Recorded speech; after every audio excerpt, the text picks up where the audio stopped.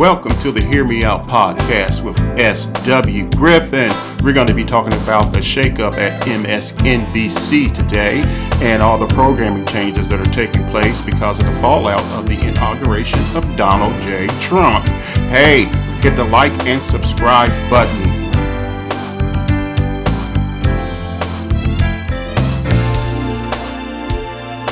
If you only knew what I have in store for you, baby. So those of you who have been keeping up with the news, MSNBC has had a big shakeup, and their former president, Rashida Jones, stepped down, and Rebecca Cutler took over, and she has been making some very big changes. She got rid of Joy Reid of the Reid Out. Her show had ran for 7 years on MSNBC. And she is now making programming changes with other shows because of the ratings drop after the inauguration of Donald J. Trump. Now, the reason that their ratings dropped so precipitously after the inauguration was because many people were disappointed in MSNBC's coverage. They touted that Kamala Harris would win this election, and they were all jovial about it. They had their sights set on her as the winner, and it did not turn out that way, and they overlooked a lot of mitigating circumstances of why Kamala Harris lost this race. It was a very disturbing event of circumstances that forced Joe Biden out of the race. He did not want to drop out of the race as president, but from what I understand, there was a pressure campaign started to remove him from the race, preferably, most notably rather, coming from Hollywood elites like George Clooney. George Clooney and his Hollywood elites crowd were complaining that if Joe Biden didn't drop out, that they were going to pull their support. And the reason that they wanted to support their support was because of Joe Biden's showing on the first debate with Trump that he stuttered a lot. Well, that's not a reason to force somebody out of the race. I can say this about George Clooney.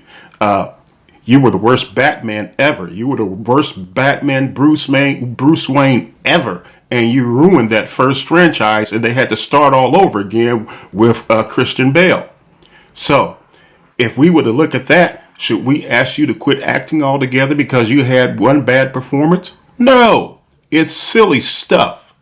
And so Nancy Pelosi, this is what I believe. Nancy Pelosi and Hakeem Jeffries got together and they created a pressure campaign to get Joe Biden out of the race.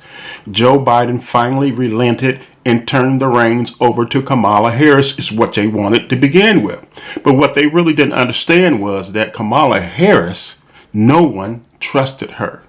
Full disclosure, I am a Democrat. And I did not like Kamala Harris. I didn't want to vote for Kamala Harris. I didn't trust Kamala Harris like a lot of Democratic voters did not like her or trust her. And the reason being is that the MSNBC and the left wanted to whitewash her background and make her look like some saint that fell out the sky, like she was the second coming of Barack Obama. And that was the furthest thing from the truth. She was not the second coming of Barack Obama. People knew how she got her start in politics. She got her start in politics by having an affair with the former mayor of San Francisco, Willie Brown. Now, Willie Brown was a big politician in California, and if you wanted anything done, you went to Willie Brown. Willie Brown was the guy that could get it done. And Kamala Harris had a relationship with him, a sexual relationship with him while he was still married, and he's still married. And she had that relationship with him, and he opened up many doors for her for high-paying jobs, high-paying positions that she would not have gotten if it wasn't for his relationship with her and him tapping that butt for her to get those jobs. That's just the way that it is. That's just how it went down. And MSNBC, CNN's people at CNN too, all the people on the left were ignoring these glaring facts about Kamala Harris and how she got her start, her big break in politics by having an affair with a married man.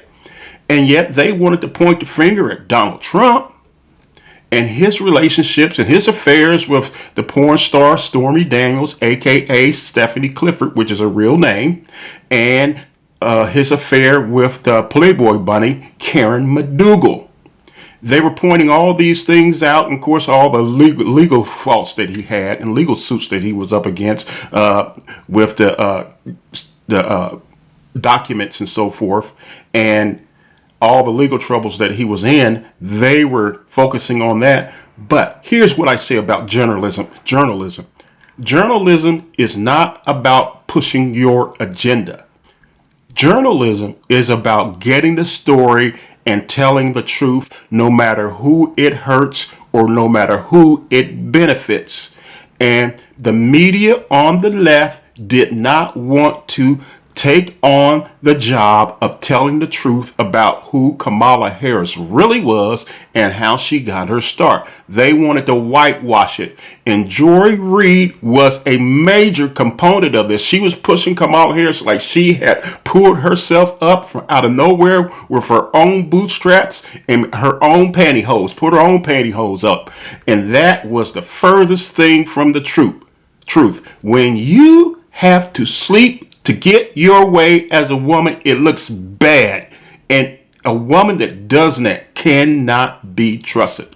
A woman that will open her legs to get ahead cannot be trusted. And people like Megyn Kelly and all the internet people on the right were shouting this from the rooftops. They had all the information, and I watched them, and you know what? As a Democrat, I couldn't even blame them. I couldn't say, yeah, that's a bad, you people are just trying to destroy her, because I knew it was true. When Joe Biden ran for president in 2020, Kamala Harris had ran for president too, and she had to drop out of the race because she didn't get any support. She did not win not one presidential primary on her own. And when Joe decided to pick a female VP candidate to run with him, he narrowed it down to two choices. The choices were Kamala Harris and Ambassador Susan Rice, who was ambassador under the Obama administration. I felt that he should have picked Susan Rice because she did not have the baggage. She did not have the bad reputation following her around, getting to where she was by sleeping around. Kamala Harris had that baggage. It was there. It was there, and everybody knew about it. Everybody knew about it. Maybe some black people didn't know about it, but there was enough people that knew about it that it hurt her chances. And so you cannot point the finger at Donald Trump for all his sins and then ignore how this woman got her start in politics by having an affair with a married man, a powerful married man. And they would say, well, he was separated from his wife at the time. Yeah, he was Catholic. They don't believe in divorce. But he was still married. It's still adultery. And she was having an adulterous relationship with a married man. And he did a lot of good things for her that he shouldn't have done for her because it wasn't right. But she got to where she was by sleeping with this man. Now, you may not like this, but this is the truth. I'm a Democrat, full disclosure.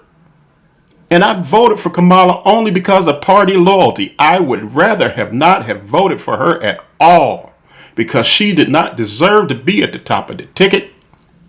And I blame Hakeem Jeffries and Nancy Pelosi for allowing this to happen, for them to force Joe Biden out of his re-election campaign. Listen, people. This has never been happened before. The media on the left are liars as just as much as the right is. The Democrat media on the left is just as bad as the Republican media on the right. They did a pressure campaign to force Joe Biden out of his re-election, and they did not report it as that. Joe Biden had no intentions of stepping down and stepping out of his re-election campaign. They forced him out. This is unprecedented. It had never been done before. Never in the history of American politics had a sitting president been forced out of his own re-election campaign by his own party. It had never been done before. It was treacherous and it was bound to fail. As I said before, the Democrats on the left, they ignore the things, bad things that Democrats do on the left. They ignore those things altogether. But I'm going to play a clip for you by Roland Martin, and he talks about the ins and outs and the bad things about this whole situation. I agree with him to a certain extent, but he also misses the spiritual implications of why things happen. And you can't hide the truth. And this is what Roland and most people on the left do, is they hide the truth. But coming from Roland Martin and the things that people have accused him of in the past with the screenshot and the man's booty and him being who he is and everything, it makes sense to me not to shout out to the brother to burn him up or anything like that. But it just all fits into play. When you got skeletons in your own closet, you can't really point the finger at somebody. Let's All right, folks, over the weekend, a lot of people were angry when the word came out that Joy Reid, her primetime show on MSNBC, had been canceled. I found out on Saturday, and then MSNBC would not confirm that, but then Variety and the New York Times dropped some stories that that night that confirmed what was going on. She's hosted that particular show for 5 years, and prior to that, she had a weekend show on MSNBC, as well before that, a daytime daily show, and before that, a weekend show. So this was actually the fourth show that Joy Reid has had at MSNBC. And so there have been a number of people who have been expressing lots of outrage as a result of this decision. Last night, there were a number of people. At one point, that about 10,000. This was a Win with Black Women and the Win with Black Men Zoom. At one point, they had about 10,000 people who were on the Zoom, and about 14,000 people who were live on YouTube. And so what MSNBC has apparently decided, they're going to move the weekend show that features Michael Steele, Simone Sanders, and Alicia Menendez. They're going to move that show to the 7 p.m. slot that Joy currently occupies. She's doing her last show right now, announcing what she's going to be doing next.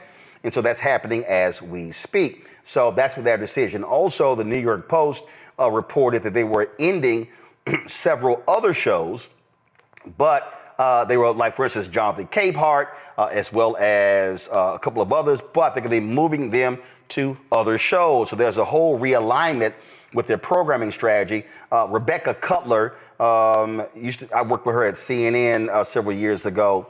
That's a whole other story.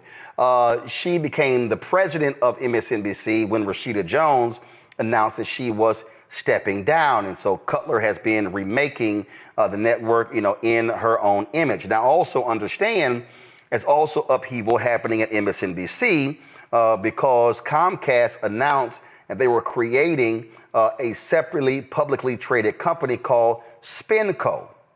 And what SpinCo is Comcast is moving these various networks into a separate business. Let me pull that press release up. And this also is the heart of this. So under this, MSNBC and NBC were under the Comcast umbrella when they purchased NBC Universal. But now, go to my iPad, Henry. So Comcast announced on November 20th, they were creating this separate business. And so what they were doing, they're putting, they're putting USA Network, CNBC, MSNBC, Oxygen, the E! Network, Sci-Fi, and the Golf Channel, along with their other digital assets such as Fandango, Rotten Tomatoes, Golf Now, and Sports Engine, through a separate publicly traded company called Spinco. Mark Lazarus. Tiffany Cross had a weekend show that was canceled in December 2023. Karen Finney had a weekend show. Melissa Harris Perry had a falling out with the network where she did not want to cover Trump rallies. She said she wanted her show back. They said, no, you have to cover it. She ends up leaving the network. And then when that happened, Joy Reid, who had a weekday show, then took over her weekend slot before she took over, got the primetime show.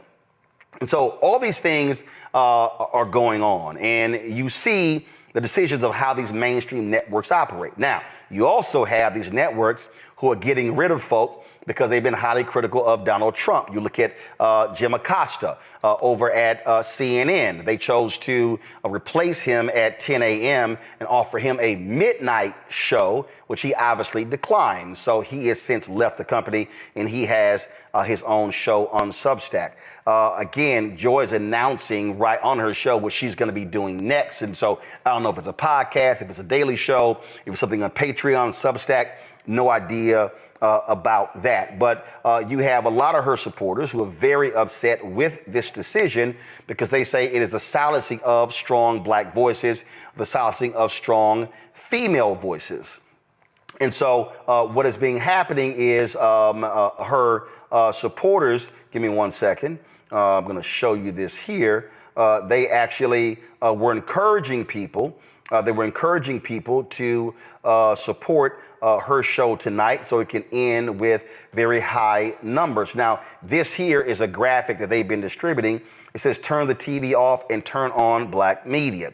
We won't let media conglomerates determine who tells our stories. We need 15 million people tune in for Joy's final show, then turn the TV off. And then they had this other graphic, we need Joy. MSNBC is silencing black voices. We're not letting this go. Call MSNBC at 212-664-4444 and demand they stop erasing black voices from political media.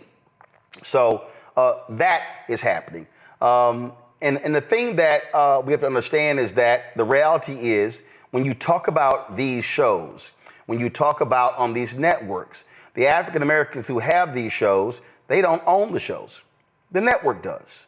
And the reality is the network decides who they want on for a variety of reasons. And so it's understanding what is going on.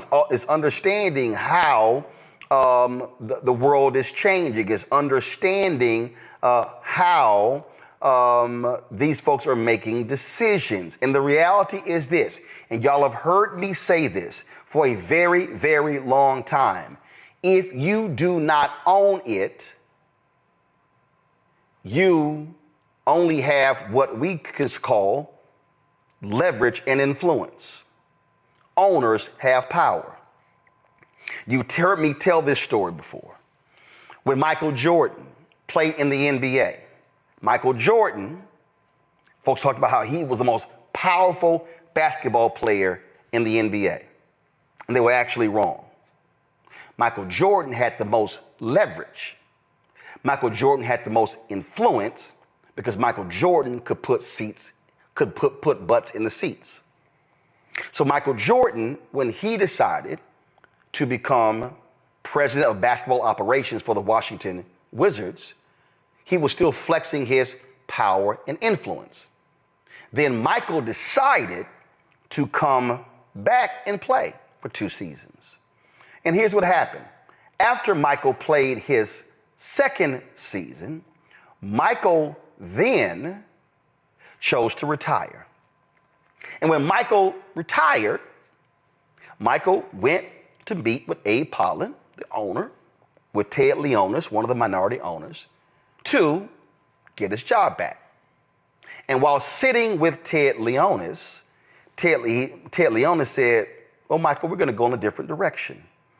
And see, Ted Leonis privately, secretly, silently was bothered by some things that Michael Jordan had done, how he had treated some staff there, okay? So Pollan says, Michael, here's a $10 million check. Thank you for your services. Michael was stunned. Michael looked at Ted Leonsis like, what the hell is going on? Ted Leonsis had no idea either. Abe Pollin fired Michael Jordan. See, Michael Jordan didn't have power because he didn't own it. He had leverage and influence. And Michael stormed out of the meeting, $10 million check sitting on the table, got in his Jaguar and drove off. So when you see that photo of Michael Jordan behind the wheel of his Jaguar, top down, he was leaving the parking lot. Later, Michael Jordan tried to buy the Milwaukee Bucks. He was rebuffed. He later ended up buying the Charlotte Hornets from Bob Johnson. When Michael Jordan did that, he was the majority owner. Then Michael had power. What am I saying? What I'm saying is when we talk about these shows, whether they are on CNN or MSNBC, whether they are on any of these networks, in fact, whether somebody has a show on my network, the reality is they may have leverage, they may have influence, but they actually don't have power because they don't own it. When you own it, you decide who's on and who's not. You decide how much they get paid, you decide what they do. And so we are here where we are because Frederick Douglass owned the North Star, because Robert Abbott owned the Chicago Defender, because the owners of the Pittsburgh Courier, the owners of Ebony, Jet was John H. Johnson. Earl Graves owned Black Enterprise. Ed Lewis and others owned Essence Magazine. I can go on and on and on. What we have to recognize is that it's important to have black voices in mainstream media. But the fact of the matter is, mainstream media, mainstream white media, largely led by white executives, are going to make decisions that they want to make. And so what we can never do, while I absolutely support brothers and sisters and have fought for them to get mainstream jobs, what we can never do is allow black-owned media to die and perish. Because if that happens, then there is no place for us to have the unadulterated, the unfiltered truth when it comes to our issues. We must recognize that when we talk about black-owned media, it also means hiring people behind the scenes, hiring people who are editors and directors and videographers and video playback and associate producers and production assistants and on and on and on. This should be a wake-up call to every brother and sister that those jobs are temporary. They're short-term. And it happens at black-owned media. We're sitting here because TV One, Alfred Liggins, the owner, the CEO of Urban One, decided to cancel News One Now. Hey, I get it. I understand where Roland is coming from about having black-owned media. If you own it, then they can't fire you. I get all that. But irregardless of that, that is a separate issue from what happened to Joy Reid. And here's why I say that. You cannot be in journalism and be reckless in your approach of not approaching things from the truth. And this is what MSNBC and CNN have done for years. They have pushed their own agenda without reporting the actual truth of the events that are taking place. Every now and then they may hit the ball out of the ballpark, but most of the time they're pushing their own personal agenda. And that's exactly what Joy Reid did when it concerned Kamala Harris. That's what left-wing media did when it concerns Kamala Harris's background and how she got her big break into politics by having an affair with the former mayor of San Francisco. He was the big kahuntas in California as far as politics. If you needed anything done, you went to Willie Brown, and Willie Brown is the one who got her started in politics. He's the one that opened the doors and got her those high-paying jobs because she was having an affair with him and he was married at the time. They don't want to look at that. Roland will never touch on that. As long as he lives, he ain't going to touch on it. Now, he did have Willie Brown on his program, and Willie Brown talked about it. Willie Brown talked about him getting Kamala Harris jobs. But the media as a whole, they are not, the left-wing media as a whole, they are not going to talk about Kamala Harris's faults and who she really is. It's a big hoax is what it is. But here, I'm going to play a little clip from Joy Reid's program when she had Nathan Wade. This is the co-prosecutor of Donald Trump in the Fulton County, Georgia case, where he committed election fraud by making a phone call, trying to find 11,080 votes, one more vote than what was needed, and to win the state and to win the election in 2020. And she had Nathan Wade on there, and what she was trying to do, if you have watched the complete show, she was trying to exonerate him of any wrongdoing by having an affair with a married. See, here's what Roland Martin and other black people in the media have did. They pointed out that when Fannie Willis and Nathan Wade was having an affair, they were paying for things in cash because that's how black people do things. That is not the reason why they were paying for things in cash. They were paying for things in cash because they didn't want any paper trail, because he was married and he didn't want his wife to find out, because he was going to divorce her, and he didn't want no more extra burdens of him losing money in the deal as far as getting a divorce. They were paying for cash to hide the affair, not from Donald Trump's lawyers. They weren't even thinking about that. That wasn't even a thought. They were trying to hide it from his wife. That's why they were paying for everything in cash. Make no mistakes.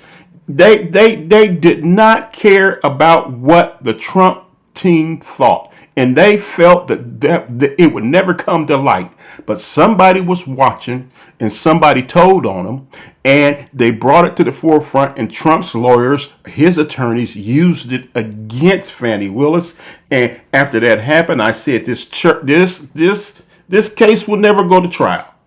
In fact, the great legal mind, Andrew Weissman, who was one of the attorneys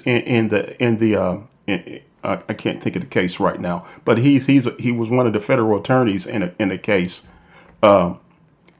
He said that Fannie Willis should have stepped down because she cannot show, a prosecutor cannot show any signs of entanglement that would jeopardize the case. And he said it. He said it. The great Andrew Weissman, he's a political analyst on MSNBC. He said she should have stepped down. She should have stepped down. But nobody listened to him. That case will never go to trial because she ended up having an affair with her co-prosecutor. And then they tried to hide it from his wife. Then she gets up in front of a church in Bethel AME Church in Georgia and acts like she did nothing wrong. And that pastor let her get up in his pulpit for 30 minutes talking crazy, knowing that she had committed adultery with a married man. This is the screwed up stuff that goes on in black churches. This is the screwed up stuff that goes on in black churches. And I tell you another thing. Most black churches, the black pastor screwed every woman in the church anyway. That's a fact, Jack. Somebody gonna get mad at me and probably cursing me out right now for telling the truth about this. But it's almost a rite of passage, especially in black churches, for the pastor to screw all the women in the churches. Screw them all. It's his job to fleece the sheep. It's his job to fleece the sheep. I'm writing a book right now. And I had started on it, but I had to put it aside because I had to finish another book first. I had several books that I was writing at the same time, and I had to just stop it. But it's a book about a pastor coming to a church, and this church never had any problems with the former pastor that they had trying to sleep with people in the church. But this new pastor that they got, he thought his job was to screw every woman in the church. And the book is called No Rite of Passage at Mars Hill, because he thought he had a rite of passage to screw all the women in the church. And the deacons at Mars Hill said, hell no, you're not. We ain't never had that here, and you ain't gonna start it. And the story gets really deep. It gets so deep. It's gonna piss some people off. I'm that type of guy. I just write stuff that pisses people off. That's just who I am. I hit the truth and I hit it hard. But let's take a listen to this clip with Joy Reid interviewing Nathan Wade, the co-prosecutor in the case down in Georgia, Trump's case down in Georgia, the election fraud case. Let's listen to this. But something happened when that happened, and then I got indicted again, and then I got indicted again, and then I got indicted by Fonnie with her boyfriend. I call her Fonnie Wade. Her boyfriend's name is Wade. And she hired her because of his expertise in this particular form of law, right? He was an expert. He never did it before, but he was an expert. He got paid almost $1 million. We are back now with former Fulton County Special Prosecutor Nathan Wade. Do you care to respond? So I have to be very careful here. He is a named defendant on the indictment, and we don't want to get ourselves into a situation where the appeals court is having to weigh in on something that I've said, and I've jeopardized the case. So I will say this. I respect his right to voice his opinion. Her name is Fonnie Willis. My name is Nathan Wade. We are not married.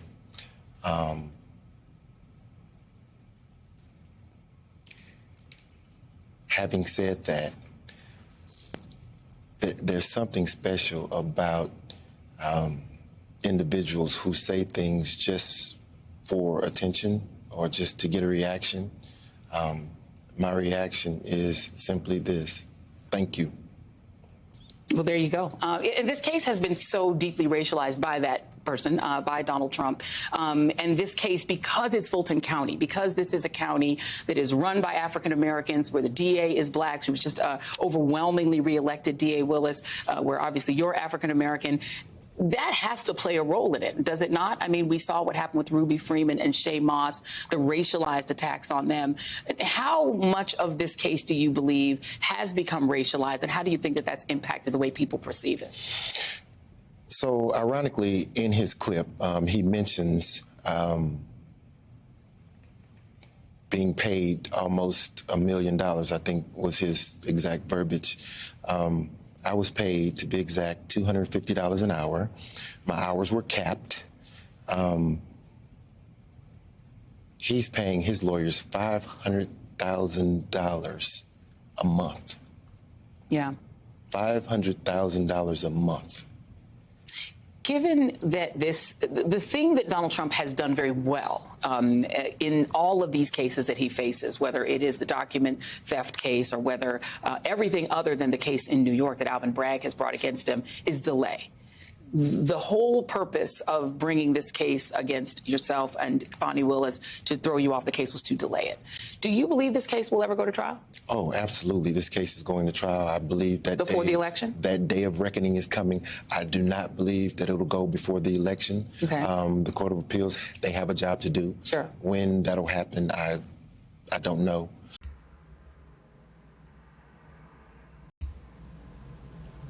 So, after listening to that clip right there, Mr. Nathan Wade said, first of all, my name is Nathan Wade, and she's Fannie Willis. Of course, he didn't say it that way, but I'm paraphrasing. And we're not married. Well, hell no, you're not married, stupid. You had an affair. You had an affair. You're a married man. You had an affair with a woman who is your co-counselor in a legal case. That's just stupid is what it is. See, the real thing is maybe Joy should have asked her, what were you thinking, Mr. Wade, in having an affair with Fannie Willis? What were you thinking when you were dicking her? What were you thinking, man? This is ridiculous. You have now jeopardized the whole case. Well, of course, Joy Reid isn't going to take it that way because she's not into journalism as far as discovering the truth and the meaning of things. She brought him on there for the sole purpose of trying to make it look like, oh, this situation isn't as bad as it looks. It really isn't that bad. I mean, it's okay. As long as they're two consenting adults, he can dick her. That's about what she should have said. It's reckless journalism because she brought a man on there who had an affair with the prosecuting attorney, the head prosecuting attorney in this Georgia election fraud case against Donald Trump. She brought him on there for what? And when he was listening to the tape or watching the tape of Donald Trump calling Miss Fannie Wade, and said that he really didn't have any experience in prosecuting a case like that, he had no answer because the truth was this. Yes, Donald Trump did commit a crime by asking for the guy to find more votes. That is a fact. That is interference. It is clearly interference. But this case will never go to trial now because of the stupidity or the stupid actions of both Fani Willis and Nathan Wade. It will never go to trial. It's a wrap. Now, we know it won't go to trial now because Donald Trump is president again. Donald Trump is president, and you can forget about him being prosecuted in any of those cases, him seeing any jail time, if he ever gets out of office, because he may just rearrange things and become the first dictator this country has ever had. There's a strong possibility that that's what he wants to do, and he may pull it off. Thank you, Democrats, for being so stupid in putting Kamala Harris at the top of the ticket and forcing Joe Biden out of his own re-election campaign. Thanks, Mr. George Clooney and your Hollywood crowd who were complaining that if Joe Biden continued to run, you were going to pull your support. And so Nancy Pelosi and Hakeem Jeffries met in secret. This is what I believe happened. I don't have any proof of this, but this is what I believe happened. Met in secret with Kamala Harris, and they devised a pressure campaign to force Joe Biden out of his own re-election. Look, you jackasses in Hollywood, you have done the worst thing you could ever have done. You should have left things alone. Who the hell are you to try to tell the rest of the country who they should vote for and who should be president? And for Nancy Pelosi and Hakeem Jeffries to relent to their demands and force Joe Biden, a sitting incumbent president, out of his re-election campaign over that bullshit was just stupid. They lost. And they deserved to lose because it had never been done before. Never in the history of this country had a sitting president been forced out of a re-election, his own re-election campaign by his own party. Franklin Delano Roosevelt died in office. I don't have a problem with presidents dying in office. Queen Elizabeth died as queen. King David died in office as king. Solomon died in office as kings. Those are all political positions. A king is a political position. A queen is a political position. President is a political position. And you can die in office just like Franklin Delano Roosevelt died in office. And I don't have a problem with it because he was a good president. I'd rather see a good man die in office than to have a crook die in office. And from what I know and the history that I know about Joe Biden, he's not perfect. He's made mistakes in the past, but he was a good man. He was a good man. And he garnered more votes than any other president in the history of this country. Over 81 million votes. No one has gotten that many votes up to this date. Not even President Trump in his re-election campaign did he get over 81 million votes. So, they stuck Kamala Harris in there, and Kamala Harris had a bad reputation. She had a reputation that followed her from her days in California, from her affair with the former mayor of San Francisco, Mayor Willie Brown. Mayor Willie Brown, even before he was mayor, he was having this affair with Kamala Harris, and he got her numerous high-paying positions. He even, in fact, helped her get elected as the district attorney of San Francisco. So, you got a woman who got into politics by screwing a powerful man to get in. Now you got Trump, who screwed Stormy Daniels, aka Stephanie Clifford, which is her real name, and Karen McDougal. Now the Republicans on the right, they didn't care about that at all. They didn't care that Donald Trump had an affair with these two women. It didn't make any difference with them. He could have had an affair with 1,000 porn stars and 1,000 Playboy bunnies, and they still would have voted for him, because that's who they are. They don't have any morals. The people on the right pretend that they have morals, but they don't. But neither do the Democrats. The Democrats don't have morals either. And so you had this whole election campaign, 2024 election cycle.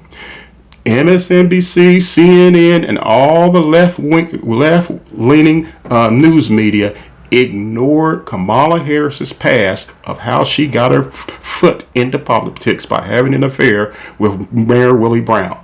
They ignored it, but they were pointing their fingers at Donald Trump and his relationships with Stormy Daniels and Karen McDougal, the Playboy bunny, and they ignored Kamala Harris's past. That's hypocrisy.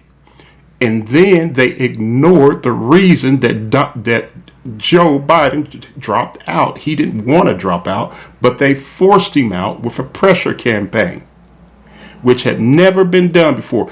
This is why this network lost so many viewers, because they touted Kamala Harris as the second coming of Barack Obama, and that was a lie. She was not the second coming of Barack Obama. Barack Obama never screwed no super rich woman that had a lot of power to become president. He didn't do that to get into politics. He did it the old-fashioned way, running for office. He did it the old-fashioned way. He didn't have an affair to get there, to get his feet wet.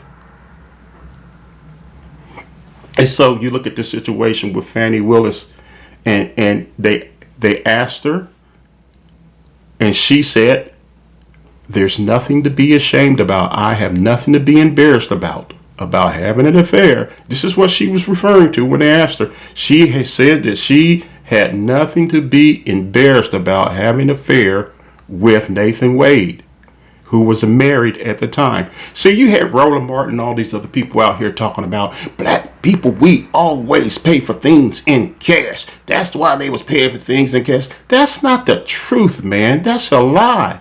The reason Fani Willis and Nathan Wade was paying for everything in cash when they was taking those trips to the Bahamas or wherever they went, and they having their little fling together, because he was married and they did not want his wife to find out, and they did not want to leave a paper trail of their actions, which would point to the affair.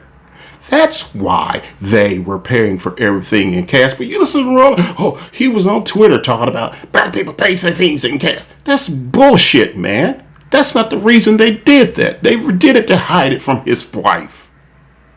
Wake the hell up, man. Wake the hell up, black people. And quit looking at things through some rose-colored glasses. When a Democrat screws up, they should be held just as accountable as a Republican. Look, journalism is this. True journalism does not report things based on their own personal agenda. They report things based on the facts and that it is a story, and they don't hide it because it may affect their agenda or it may hurt somebody that they like and helps the other guy that they don't like. That is not journalism. Journalism doesn't work that way. Journalism should be just like the lady on the scales with a blindfold on. The scales of justice is blind. Journalism should be a blind entity when it comes to who they're trying to help and who they're trying to hurt.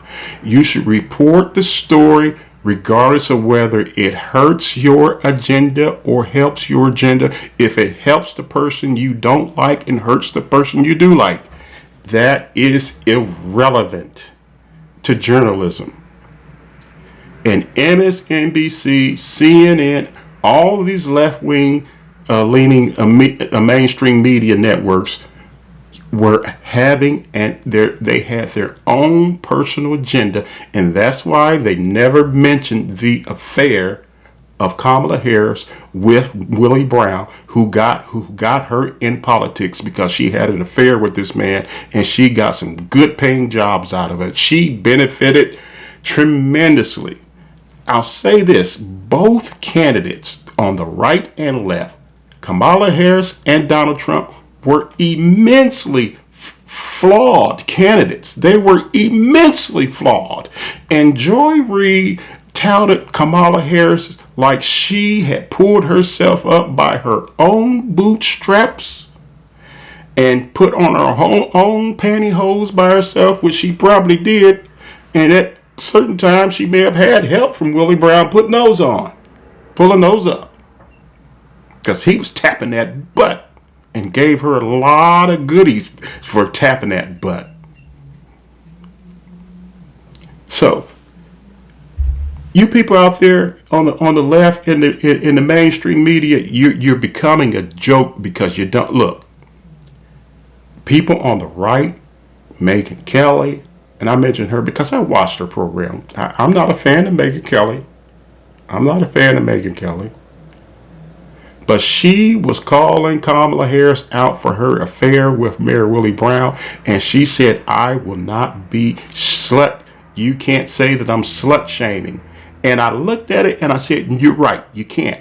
I'm not a fan of yours, but you can't. You're telling the truth at this point." She got into politics by having an affair. Not many female politics can make that claim.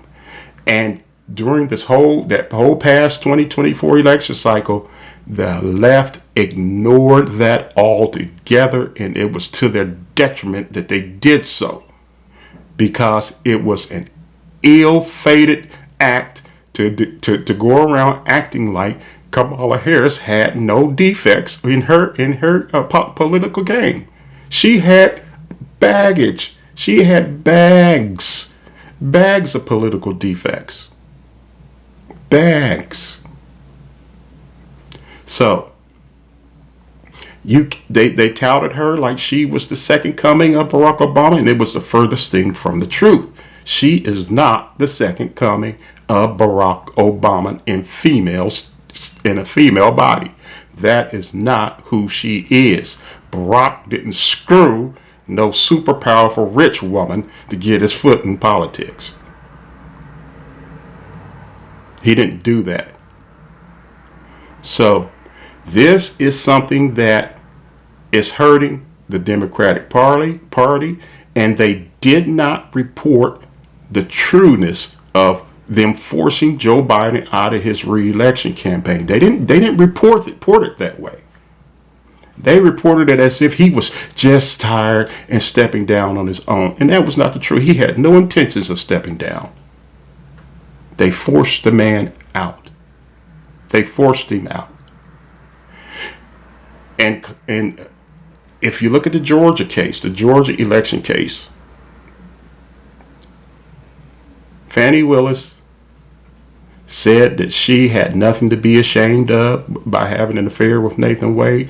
Well, ladies, Here's something you need to think about. You need to keep your husbands away from Fannie. For Fannie will screw your husband because she don't see nothing wrong with it. It ain't no embarrassment to her to screw your husband. She'll screw him. She'll bubble butt boogie down on your man's thing. Because it ain't embarrassing for her and for Bethel AME Church in Georgia to let her get up in the pulpit for over 30 minutes talking crazy after she had been exposed. And that pastor did not sit her down and say, look, woman, I'm not letting you get in my pulpit because you committed adultery with a married man. And that I'm not going to let you whitewash that over in my pulpit. If he was a serious man of God, he would not have allowed that at all. But he did. So what I'm saying, that will never go to trial. This will never go to trial. It will never go to trial. That case in Georgia will never go to trial now that Donald Trump is president. It is done for. And Nathan Wade, in that clip that I just played, he was saying, oh, I believe justice is coming one day. No, it's not. It's not coming. You aren't the only one that helped Donald Trump get off. The whole Democratic Party helped him get off by screwing Joe Biden and sticking Kamala Harris in there. Now those things he'll never get prosecuted for any of those crimes he committed. Never. Never. As Arnold Schwarzenegger would say, don't do that. Don't do that. Arnold Schwarzenegger would also say, run, get to the chopper, run, get to the chopper. Run! Go! Get to the chopper! I'll say this before I go, before I finish this up real quick. I was watching MSNBC one day, and Melissa Murray, who is a law professor and a political analyst on MSNBC, and Andrew Weissman was on the show with her together, and they were commenting on Robert Mueller's Russia interference case against Donald Trump in 2016. And they were also commenting about the case in Georgia concerning Donald Trump, his election interference case in Georgia. And Andrew Weissman, who was head legal counsel on Robert Mueller's the team in 2016 against Donald Trump in the election interference case, said Fani Willis needs to step down because she can't know a DA cannot show any signs of improprietyship. They cannot show any sign of impropriety in a case, or it will ruin the case. And he suggested that Fani Willis should step down after the whole scandal of her and Nathan Wade had an affair came out in the public. Melissa Murray said, I don't think so.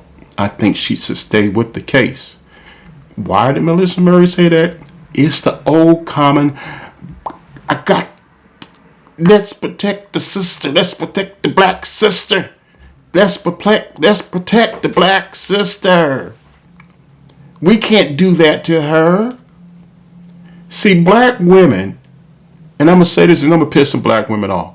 You black women out there are almost freaking incapable of holding your own accountable for their sins and wrongdoings. You're practically incapable of doing it. I'm going to say this.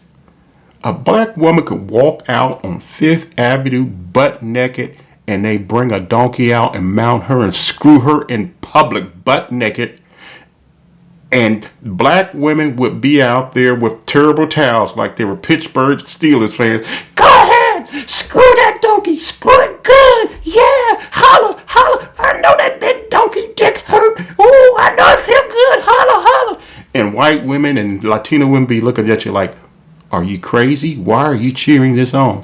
Well, she wouldn't have had to screw that donkey if her husband had a bigger dick. That would be the black women's excuse. If her husband or boyfriend had a bigger dick, she wouldn't have had to do it. Incapable of holding their own to their wrongdoings. I know I done pissed some people off right now. I know I have. But hey, God bless. Keep the peace. Keep the peace. Have a good day.